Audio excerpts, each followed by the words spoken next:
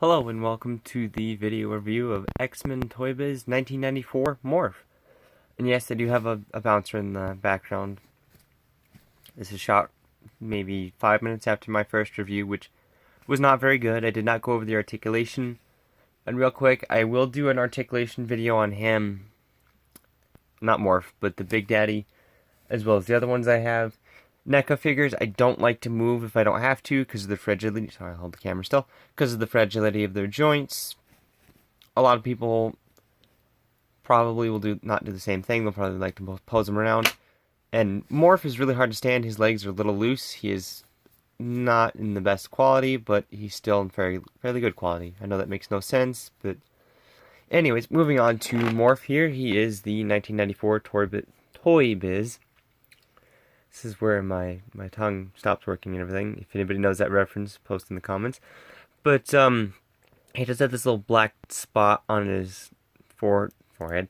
Yes, on his forehead. On his cheek there, I'm not sure what that's from. He's got some paintwork, here and there, like on that side. And on the back and some other, places. But all in all, he's very good. Not faded at all. There's no paint fading on him whatsoever, which I was very surprised about. And articulation-wise, he has a waist. Sorry, I'm trying to do this one-handed. Elbows bend about 90 degrees, can swivel up and down, do a 360. Legs can kick forward this far. They also have a knee joint, which should give you about 90 degrees of movement, maybe a little bit more, and not back too far. But all in all, he's a good figure. I don't have measurements on him. A lot of people would ask what size he is. He's a little bit smaller than current Marvel Legends, of course. He's before that. But he does have a gimmick. When I bought him, I did not know, so I'm doing this off camera, his head, you just pull it off. Let me just, sorry about this, folks. You just pull it off like that. It has a little, I guess it'd be a mushroom peg. And he would come with, I am shooting this on my bed, if anybody's wondering.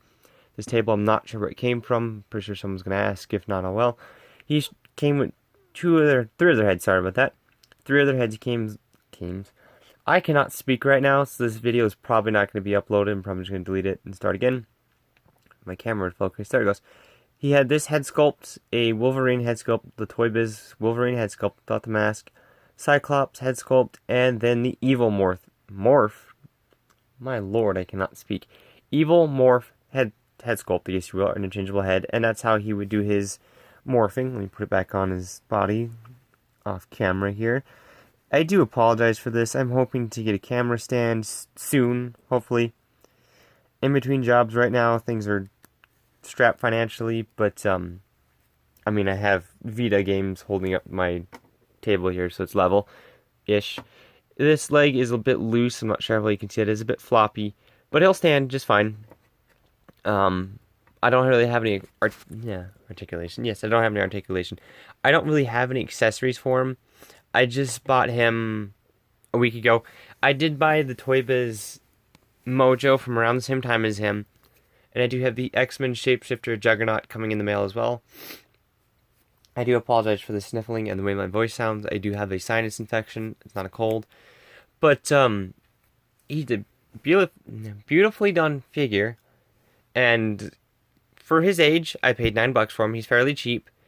For his age, he's very, very basic to us now, but back in his day, he was probably a pretty cool action figure. He's still pretty cool if you just want, a plain Jane X-Men action figure, which is what I bought him for.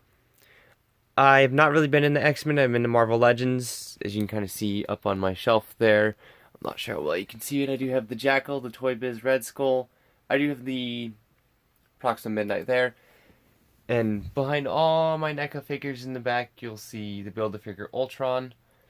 But when I bought this figure, I knew nothing about the character. I bought him because he looked pretty plain. He was just an X-Men figure that I could pose around, dink around with, mess around with. You could have him on my desk next to my typewriter. Yes, I said typewriter, not computer. More on that later. I'll probably do a review on them. But yeah. A fairly decent articulated sturdy action figure, not too expensive. Neither is the Mojo. The Mojo I paid $10 for him with shipping. So that's $10 including shipping and packaging. And my cat's in the background. I'm not sure if you can see her. She likes to lay in the window. But a beautifully done figure for his age and his time. Got an open hand on this side. I should probably talk about his detailing. Closed hand on this side. Very nice detailing and musculature there, especially on the arms and the legs, even the back. I mean, a lot of these characters back, even some Marvel Legends will have no detailing. Yellow paint splotch right there.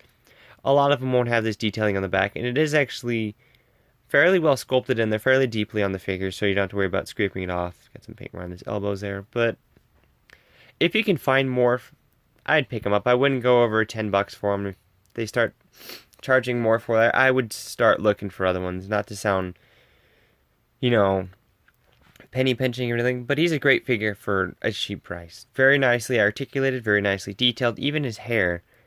Not sure when my camera's going to pick it up. Come on.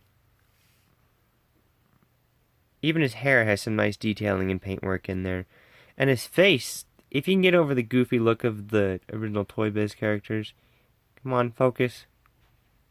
He's got some very very intricate detail, especially in the ears, even the eyes. He has little bags underneath his eyes. Come on. I'm not going to be able to show that, even as the teeth are painted white. They're not as prevalent. They're not, flesh painted as some Marvel Legends are today.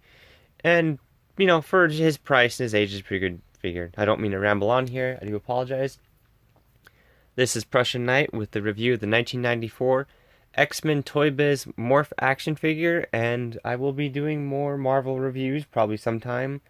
Next I'll be reviewing the Toybiz Red Skull or Doctor Doom, whichever I can dig out first.